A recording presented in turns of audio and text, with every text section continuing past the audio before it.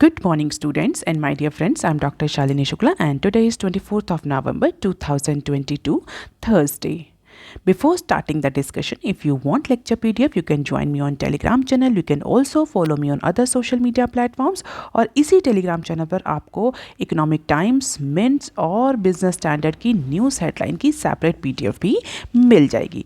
तो स्टार्ट करते हैं आज का discussion. Motivation of the day is intelligence is the ability to adopt to change.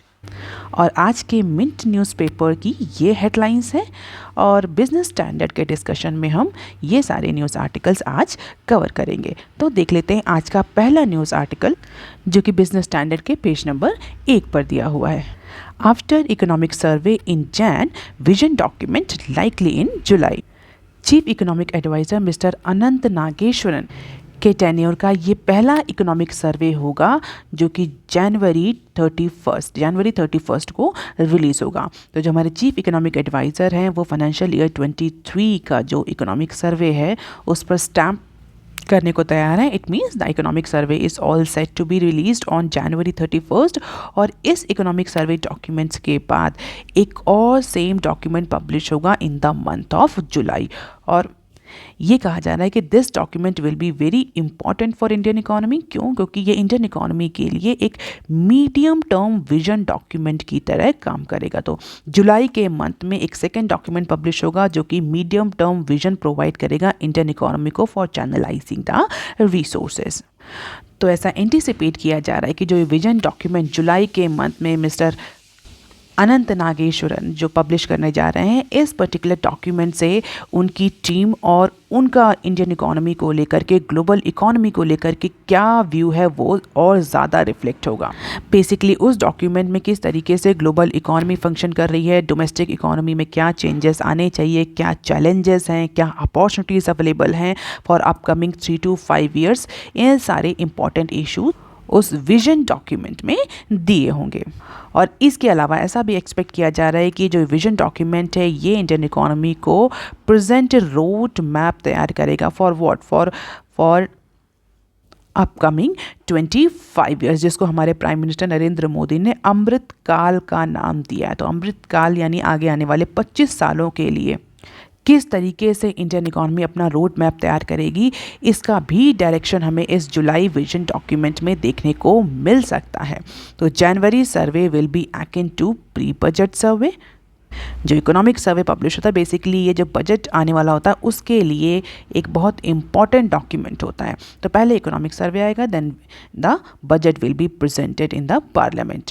तो बजट डॉक्यूमेंट्स, इकोनॉमिक सर्वे और विजन डॉक्यूमेंट्स ये आगे आने वाले टाइम में इंडियन इकोनॉमी के लिए बहुत इंपॉर्टेंट डॉक्यूमेंट्स होंगे क्योंकि ये इंडियन इकोनॉमी को for 3 to 5 years vision provide करेगा. और इसके बाद जो अपकमिंग 25 ईयर्स हैं, अमृतकाल है, उसके लिए रोड मैप तैयार करने के लिए भी डायरेक्शन देंगे. तो जो इकोनॉमिस्ट हैं, एक्सपर्ट्स हैं, they are eagerly waiting for this vision document. और विजन डॉक्यूमेंट में और ज़्यादा क्लैरिटी होगी कि किस तरीके से इंडियन इकोनॉमी आगे आने वाले टाइम में प्रोग्रेस करेगी.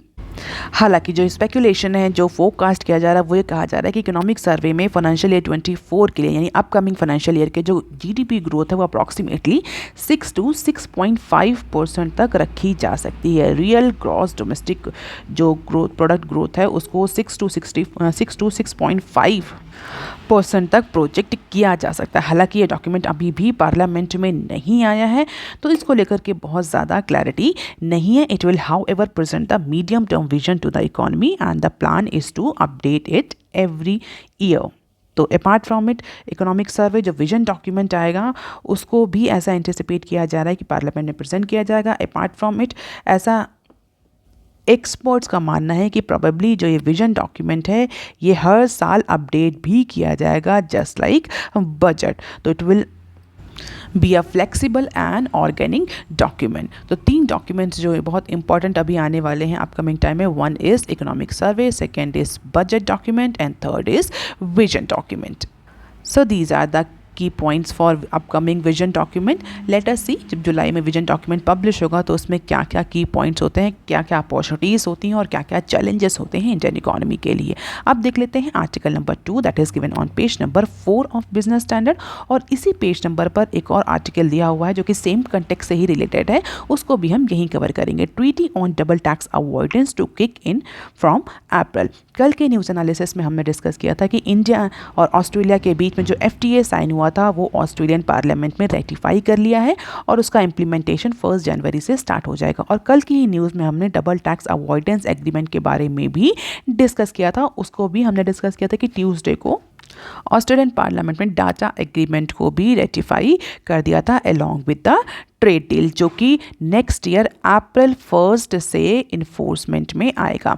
तो जो FTA है वो जनवरी 1 से फोर्समेंट में आ जाएगा, जो डाटा है वो अप्रैल 1 से फोर्स में आएगा as per the finance ministry information to the commerce ministry on Wednesday. तो बेसिकली जो ये न्यूज़ है ये डबल टैक्स अवॉइडेंस एग्रीमेंट के बारे में है और ऐसा एंटिसिपेट किया जा रहा है, गवर्नमेंट ऐसा एंटिसिपेट कर रही है कि जो डाटा है that is very important for information technology companies. Approximately $1 billion की सेविंग होगी इंफॉर्मेशन टेक्नोलॉजी कंपनीज को जो कि ऑस्ट्रेलिया में ऑपरेट कर रही हैं फ्रॉम द प्रेजेंट डे, जो कि अभी अप्रॉक्सीमेटली $200 मिलियन की सेविंग हो रही है और इससे बढ़ करके $1 बिलियन की सेविंग्स स्टार्ट हो जाएंगी जब ये डाटा जो है वो अप्रैल से इम्प्लीमेंट हो जाएगा। तो बेसिकली ये जो डेट है ये ऑस्ट्रेलियन गवर्नमेंट ने डिसाइड करी है। हमारी जो फाइनेंस मिनिस्ट्री वो उस पर एग्री इस बात पर भी करी क्योंकि ये जो ईयर है ये फाइनेंशियल ईयर ये जो डेट है इससे हमारा नया फाइनेंशियल ईयर स्टार्ट होता है। तो IT कंपनीज़ के लिए भी आसान होगा नए रूल्स और रेगुलेशंस को इम्प्लीमेंट करना नए फाइनेंशियल ईयर के लिए। हालांकि बहुत सारे स्टूडेंट्स जानते होंगे इस डबल टैक्स अवॉइडेंस एग्रीमेंट या स्कीम के बारे में, लेकिन अगर इसको बहुत सिंप्लीफाइड फॉर्म में बताएं तो बेसिकली डाटा जो है एक टैक्स ट्रीटी होती है जो कि दो से ज़्यादा कंट्रीज साइन करते हैं। किस लिए? टैक्स पेयर्स जो होते हैं उनको हेल्प करने के लिए। कैसे टैक्स पेयर्स? ऐसे टैक्स पेयर जैसे कि अगर A और B कंट्री ने साइन किया है डाटा, तो B के जो नेशनल्स हैं वो जो A में ऑपरेट कर रहे हैं, A के जो नेशनल्स हैं B में ऑपरेट कर रहे हैं out of their domestic boundaries, तो उनको हेल्प करने के लिए उनके टैक्सेशन को हेल्प करने के लिए, उन पर टैक्स कम लेवी हो उसको हेल्प करने के लिए इस तरह की डील साइन करी जाती है। इट मीन्स ऐसा ना हो कि अगर B के जो नेशनल्स हैं वो A में ऑपरेट कर रहे हैं तो उनको A में भी टैक्स देना पड़े और B में भी टैक्स देना पड़े, उनको डबल टैक्सेशन ना देना पड़े अपनी इनकम पर। इसलिए इस तरह की जो डील्स हैं डबल टैक्स अवॉइडेंस डील ये साइन करी जाती है। इट मीन्स दोनों ही कंट्रीज़ में अगर कोई इंडिविजुअल ऑपरेट कर रहा है, एक कंट्री का इंडिविजुअल दूसरे कंट्री में ऑपरेट कर रहा है, तो उसको सिर्फ एक ही कंट्री में एक ही टेरिटरी में उसको टैक्स पेबल हो, ना कि दोनों में। Otherwise it will be a huge loss for the individuals operating in different countries. तो और ऐसा कहा जा रहा है कि इस टैक्स ट्रीटी से जो सबसे इंपॉर्टेंट गेनर है, जो बिगेस्ट गेनर है वो IT सेक्टर है। लेकिन इसका मतलब ये नहीं कि सिर्फ IT सेक्टर को ही फ़ायदा होगा, जो अदर बिजनेस हैं ऑस्ट्रेलिया में ऑपरेट कर रहे हैं, इंडिया से गए हैं, उनको भी इस डाटा एग्रीमेंट से, डबल टैक्स अवॉइडेंस एग्रीमेंट से बेनिफिट होगा। सो दिस इज़ द, और ऐसा एंटिसिपेट भी किया जा रहा है और this is a very significant step. और गवर्नमेंट, इंडियन गवर्नमेंट बेसिकली बहुत ज़्यादा एंटिसिपेट कर रही है कि इससे जो ऑस्ट्रेलिया और इंडिया के बीच में जो बिजनेस है उसमें क्वांटम जंप देखने को मिल सकता है, ऐसा एंटिसिपेशन है, क्योंकि डबल टैक्स अवॉइडेंस स्कीम्स भी हेल्प करेगी IT सेक्टर को। इसके अलावा जो अदर एग्रीमेंट्स हैं वो एक्सपोर्ट और इंपोर्ट को भी प्रमोट करेंगे। और अगर IT सेक्टर की प्रेजेंस को देखें तो IT कंपनीज जो हैं वो ऑस्ट्रेलिया से अप्रॉक्सीमेटली 4 से 8 बिलियन डॉलर की इनकम जनरेट करती हैं हर साल, और उसकी वजह से जो सेविंग्स होती हैं उनकी वो अप्रॉक्सीमेटली 200 बिलियन की होती हैं, जो कि इंक्रीज़ करके $1 बिलियन तक पहुंच जाएंगी because of this data agreement. अब इसी से रिलेटेड एक और न्यूज़ है जो कि सेम पेज पर ही दी हुई है, इसको भी हम यहीं कवर कर लेते हैं। Government pushes exporters to make most of FTAs। Recently हमने देखा UAE के साथ इंडिया ने एक एक्सपोर्ट डील साइन करी है, FTA साइन किया है, ऑस्ट्रेलिया के साथ FTA साइन किया है, और UK और अदर कंट्रीज़ के साथ जो हमारे FTAs हैं उस पर नेगोशिएशन चल रहा है। और गवर्नमेंट बहुत एक्सपीडाइट मैनर में, बहुत फास्ट स्पीड में कंट्रीज़ के साथ फ्री ट्रेड एग्रीमेंट्स डील को नेगोशिएट कर रही है। और इसी डील्स को देखते हुए गवर्नमेंट जो है वो एक्सपोर्टर्स को भी, अब चूँकि जिन कंट्रीज़ के साथ हमारे FTA साइन हो चुके हैं, अब गवर्नमेंट का ये इनिशिएटिव है कि उन FTA से मैक्सिमम बेनिफिट रियलाइज़ करे जाए, जो उन FTAs का, उन जो ट्रेड डील्स का जो ऑब्जेक्टिव था, जो एम था, उसको अचीव किया जाए। इसके लिए गवर्नमेंट जो है वो एक्सपोर्टर्स को पुश कर रही है कि वो जितनी भी गवर्नमेंट ने FTA साइन करे हैं उनसे मैक्सिमम benefit derive करें। So with the India and Australia Economic Cooperation and Trade Agreement set to kick in the form of January, the government is now pushing the exporters to work on the strategies to utilize and reap the benefits of these trade deals. तो government basically exporters को बोल रही कि अब buyer seller की जो meet है उससे आगे बढ़ के और एग्रेसिव स्ट्रैटेजीज़ को अडॉप्ट करना पड़ेगा in order to sell the products. तो बेसिकली गवर्नमेंट का पर्पस इन FTA से है कि एक्सपोर्ट को इम्प्रूव करना, ना कि इंपोर्ट के लिए। इंपोर्ट के लिए ईजी नेट, इंपोर्ट को फैसिलिटेट करना तो एक ऑब्जेक्टिव होता है, लेकिन जो गवर्नमेंट जब इंडियन इकॉनमी या कोई भी इकॉनमी जब इस तरह के डील साइन करती है तो उनका जो बेसिक पर्पस होता है वो होता है एक्सपोर्ट इम्प्रूव करना। तो इसीलिए गवर्नमेंट जो है वो अब इंडियन एक्सपोर्टर्स को बोले कि नई स्ट्रैटेजी डिवाइस करें, केवल सेलर और बायर की मीट से ये जो FTA के बेनिफिट्स हैं ये रियलाइज नहीं होंगे। Now Indian exporters need to devise the another strategy for utilizing or reaping the benefits of these trade deals। तो जितने भी डॉक्यूमेंट हैं like certificate of origin, credit और बिल रिलेटेड जो भी प्रॉब्लम्स हैं उसको रिजॉल्व करके एक्सपोर्टर्स जो हैं वो एक्सपोर्ट पर फोकस करें। And this is the trade number between India and Australia. This blue bar indicates the export and this orange bar indicates the import in terms of dollar billion. तो हम देख सकते हैं एक्सपोर्ट हमारा कम है, import हमारा ज़्यादा है, और इसीलिए गवर्नमेंट एक्सपोर्टर्स को प्रमोट कर रही है कि अब टाइम आ गया है कि आप उस FTA की डील को रियलाइज़ करें, उसके बेनिफिट्स को रियलाइज़ करें। So government is pushing the exporters to realize the benefit of ECTA। अब देख लेते हैं article number 4 that is given on page number 6 of business standard. IRDA draft norms do away with specific caps on commissions। तो IRDA stands for insurance and regulatory development authority of India. तो IRDA ने after industry consultation, जो insurance industry में जो companies हैं उनसे consultation किया, बहुत सारे एक्सपर्ट से कंसल्टेशन किया। सो फाइनली IRDA, जिसको हम इंश्योरेंस सेक्टर का रेगुलेटर भी मानते हैं, उसने डिसाइड किया है that there is a need of caps on commission to agent and intermediaries that had proposed in an exposure draft in the month of August। तो अगस्त के मंथ में जो ड्राफ्ट प्रपोज किया था IRDA ने, एक्सपोजर ड्राफ्ट, उसमें ये decide किया था कि जो कमीशंस होते हैं, जो एजेंट्स और इंटरमीडियरी इंश्योरेंस सेक्टर में इन्वॉल्व होते हैं, उनके जो कमीशन होते हैं उन कमीशन पर अप कैपिंग ज़रूरी है। तो after lot of deliberation and consultation with insurance industry companies और experts, now IRDA is doing away with this specific cap. जो कैप डिसाइड करी थी कि cap specific in terms of numbers cap रखी जाए, in terms of rupee cap रखा जाएगा, उस कैप को फिलहाल के लिए IRDA जो कि अगस्त मंथ में प्रपोज किया गया था उसको हटा रही है।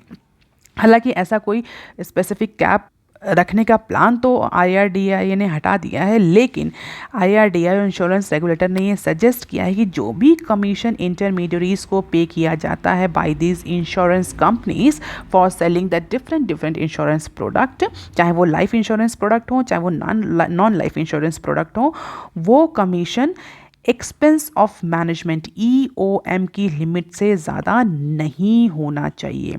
तो हालांकि इंश्योरेंस कंपनीज और जो एक्सपर्ट्स हैं उन्होंने कहा है किसी तरह की स्पेसिफिक कैप ना लगाई जाए कमीशन एजेंट्स और इंटरमीडियरीज के कमीशन पर, तो उसको तो रेगुलेटर ने मान लिया है। लेकिन जो रेगुलेटर है उसने सजेशन भी दिया है कि जो एक्सपेंस ऑफ मैनेजमेंट है EOM है उससे ज़्यादा कमीशन नहीं होना चाहिए, चाहे वो किसी भी तरह का इंश्योरेंस प्रोडक्ट हो, लाइफ इंश्योरेंस हो या नॉन लाइफ इंश्योरेंस हो। अर्लियर जो ड्राफ्ट अगस्त मंथ में प्रेजेंट किया था insurance regulatory and development authority of India में, उसमें जो मैक्सिमम कमीशन पेबल रखा गया था under the general insurance product जिसमें हेल्थ इंश्योरेंस आते थे, वो 20% ऑफ ग्रॉस प्रीमियम से ज़्यादा नहीं होना चाहिए फॉर दैट फाइनेंशियल ईयर ऐसी कैप लगाई गई थी। तो 20% की जो कैप लगाई थी पहले वाले ड्राफ्ट में, उस कैप को अब रिमूव कर दिया है, लेकिन स्टिल जो रेगुलेटर है उसका ये कहना है एक्सपेंसेस से ज़्यादा कमीशन नहीं होना चाहिए, चाहे वो इंश्योरेंस, लाइफ इंश्योरेंस हो या हेल्थ इंश्योरेंस हो या कोई जनरल इंश्योरेंस हो। और पिछले ड्राफ्ट में यही सेम लिमिट हेल्थ प्रोडक्ट्स के लिए भी 20% की लिमिट जो थी वो जितने भी नॉन इंश्योरेंस प्रोडक्ट हैं उन सब के लिए लगाई गई थी। और इसी को लेकर के काफ़ी ज़्यादा अपोजिशन देखने को मिला था रेगुलेटर को, जिसके बाद ये कंसल्टेशन स्टार्ट हुआ था और रिवाइज ड्राफ्ट जो है वो रेगुलेटर ने पब्लिश किया है। और इस रिवाइज ड्राफ्ट में जो कमीशन पेबल है under the general insurance product including health insurance offered by general insurance and health insurance product by stand alone health insurance should not exceed the EOM limit specified by the regulator. और ये भी जो expenses हैं ये भी specify कर दिए हैं रेगुलेटर ने, जैसे कि 30% of gross premium product return in that financial year as EOM limit for general insurance and 35% in case of stand alone health insurance. It means 30 to 35% से ज़्यादा आपका EOM नहीं होना चाहिए ऑन स्पेसिफिक इंश्योरेंस प्रोडक्ट, और जो commission है वो इससे ज़्यादा नहीं होगा। तो फाइनली ये जो ड्राफ्ट है इस पर एग्रीमेंट हो गया है, और जो ये रिवाइज ड्राफ्ट है ये अप्रैल 1 से यानी नए फाइनेंशियल ईयर से एप्लीकेबल हो जाएगा। तो अब जो एजेंट और कमिश्नरी और इंटरमीडिएटरी इन्वॉल्व होते हैं उनके कमीशन पर अब लिमिट लगा दी गई है। तो अब देख लेते हैं some other news clips. Adani में raise $5 billion in equity reduce leverage. तो Adani group was quoting sovereign wealth fund to raise roughly approximately $5 billion in equity across its sprawling business empire. So in order to reduce the leverage, people familiar with the matter informed that Adani Group is going for sovereign wealth fund to raise equity worth $1 billion. तो जो अभी फ़िलहाल as of now जो Australia के जो richest person है mister Gautam Adani, वो बहुत सारी फॉरेन जो इन्वेस्टमेंट कंपनीज़ हैं उनसे नेगोशिएशन में है, जैसे कि Abu Dhabi, Mubadala investment, Canada investment companies for this 5 billion equity. अब देख लेते हैं next clip. ₹94K crore coal connectivity projects on cards. So Ministry of Railway as a part of its ambitious energy corridor program is likely to sanction approximately 107 coal connectivity project. So 107 coal connectivity project Indian railway ministry of railway जो है वो sanction करने जा रही है, जिसकी जो worth है वो 94K करोड़ है। तो 94K करोड़ के 107 project ministry of railway sanction करने जा रही है for development of the coal connectivity project as per the multiple senior officials. हालांकि अभी इस प्रोजेक्ट के लिए फाइनल रेल बोर्ड का जो अप्रूवल है वो रिक्वायर है, और ऐसा कहा जा रहा है कि रेलवे बोर्ड का अप्रूवल मिलते ही ये प्रोजेक्ट जो सेकेंड फेज़ का जो प्रोजेक्ट है जो अप्रॉक्सीमेटली 2 ट्रिलियन का मास्टर प्लान है ये किक स्टार्ट हो जाएगा। फ़िलहाल के लिए जो ये प्रोजेक्ट्स हैं अगर हम देखें कोल कनेक्टिविटी प्रोजेक्ट्स, तो ये ऐसे स्टेट्स में लिए गए जो कोल रिच स्टेट्स हैं ईस्ट और साउथ ईस्ट इंडिया में। अप्रॉक्सीमेटली 5165 किलोमीटर का रूट ये कवर करेगा, और प्राइमरी जो उसका फोकस है that is to establish new lines, gauge the conversion of the broader gauge track and network electrification for seamless movement of the freight train. तो रिसेंटली हमने कोल की शॉर्टेज देखी, इसके अलावा शॉर्टेज के अलावा जो कनेक्टिविटी थी उसकी वजह से भी जो कोल का ट्रांसपोर्ट है वो प्रॉपर नहीं हो पा रहा था। इसीलिए इस बार अब इन जो मिनिस्ट्री ऑफ रेलवे है उसने स्पेशली जो कोल रिच स्टेट्स हैं उनको प्रॉपर कनेक्ट करने के लिए ये प्रोजेक्ट लाया, जिससे कि कोल के ट्रांसपोर्ट को लेकर के, कंटेनर्स अवेलेबिलिटी को लेकर के, रूट्स अवेलेबिलिटी को लेकर के कोल की शॉर्टेज ना जनरेट हो।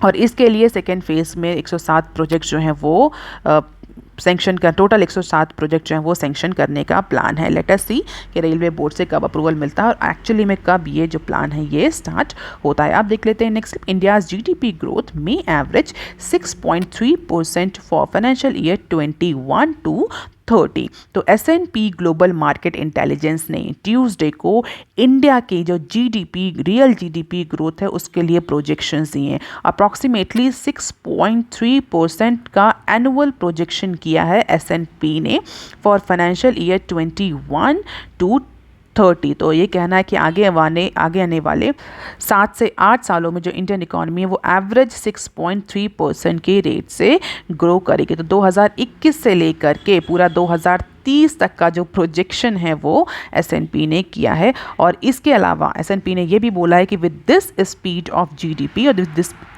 pace of GDP, India will overtake the Japan and Germany to become the world's third largest economy in nominal US dollar term। और इसके अलावा कई सारे और प्रोजेक्शंस भी किए हैं पर कैपिटा इनकम को लेकर के, G20 इकोनॉमीज के कंपैरिजन को लेकर के। If you are interested you can just have the glimpse of this particular article. कई सारी जो गवर्नमेंट स्कीम्स हैं जो कि जैसे कि PLI स्कीम है, बैंक का कैपिटलाइजेशन है, उसको भी प्रमोट किया है, अप्रिशिएट किया है S&P ने। ओवरऑल S&P ने 2030 का टारगेट दिया है इंडियन इकॉनमी के लिए कि Indian economy by 2030 will be the third largest economy in the world. हालांकि इसको लेकर के बहुत ज़्यादा प्रोजेक्शंस, अलग अलग प्रोजेक्शंस भी हैं कि इंडिया थर्ड लार्जेस्ट इकोनॉमी कब बनेगी। तो अलग अलग प्रोजेक्शंस है। As per S&P it will be 2030। अब देख लेते हैं next clip. Government bond trade हाफ्स after tech glitch hits RBI platform. तो जो गवर्नमेंट बॉन्ड्स हैं उनकी वेडनेसडे को जो उनकी ट्रेडिंग है वो हाफ ट्रेडिंग हुई पिछले दिन के कंपैरिजन में। क्यों? क्योंकि कुछ टेक्निकल ग्लिच देखने को मिले थे। Clearing corporation of India CCIL के जो टेक्निकल जो पोर्टल है उस पर कुछ टेक्निकल ग्लिच देखने को मिले थे जिसकी वजह से 17,290 करोड़ का जो ट्रेडिंग है वो ड्रॉप हो गया, जो कि अप्रॉक्सीमेटली 34,908 करोड़ था पिछले दिन यानी ट्यूसडे को। तो अप्रॉक्सीमेटली हाफ हो गई trading because of this technical glitch. कौन से टेक्निकल प्लेटफॉर्म में ग्लिच देखने को मिली थी? NDS OM। What is NDS OM? That is India's negotiated dealing system order matching. तो NDS जो कि CCIL जिस पर्टिकुलर टेक्निकल प्लेटफॉर्म को मैनेज करता है, जिसकी वजह से इसमें एक टेक्निकल ग्लिच देखने को मिली और टेक्निकल ग्लिच की वजह से ये जो ट्रेडिंग है वो अपने पिछले ट्रेडिंग सेशंस के कंपैरिजन में केवल हाफ ट्रेडिंग ही हो पाई। फिलहाल के लिए आपके लिए इंपॉर्टेंट की पॉइंट्स यहाँ पर ये हैं कि the CCIL manage this NDS OM platform और इस NDS OM प्लेटफॉर्म पर ही गवर्नमेंट बॉन्ड जो है उनकी ट्रेडिंग होती। अब देख लेते हैं नेक्स्ट क्लिप जो कि बेसिकली हायरिंग और फायरिंग सागा से रिलेटेड है। जिस तरीके से हमने कल डिस्कस किया कि जो फैंग कंपनीज थी वो सब फायरिंग पर, रिट्रेंचमेंट पर जा रही हैं, उसी तरीके से जो अदर IT कंपनीज़ हैं, हार्डवेयर कंपनीज़ हैं, जो अदर सेक्टर्स की कंपनीज़ हैं वो भी अब फायरिंग कर रही हैं। क्रेडिट सुइस ने अप्रॉक्सीमेटली $1.6 बिलियन का लॉस रजिस्टर किया है Q4 में और जिसकी वजह से वो अप्रॉक्सीमेटली 9,000 जॉब्स को कट करने जा रहा है। सो क्रेडिट स्विस ने अप्रॉक्सीमेटली 1.6 बिलियन का लॉस रजिस्टर्ड किया और उसके साथ उस लॉस को ओवरकम करने के लिए 9K jobs cut. Same pattern हमें HP में भी देखने को मिला। HP is all set to fire 6K employees. किस लिए? क्योंकि HP का कहना है कि जो डिमांड्स है कंप्यूटर्स की वो स्लो डाउन हो गई। तो फैंग के अलावा जो क्रेडिट स्विस है, HP है, they are also going for job cuts in USA and these job cuts are going to have the huge impact on employment as well as demand, जिसकी वजह से जो इंडियन IT सेक्टर है, Indian economy है, वो भी impact करेगी। So all these are the references. If you want lecture PDF, you can join me on Telegram channel. You can also follow me on other social media platforms. If you have any query and suggestion, you can write on comment section below. Please like, share and subscribe. Thank you. Have a nice day.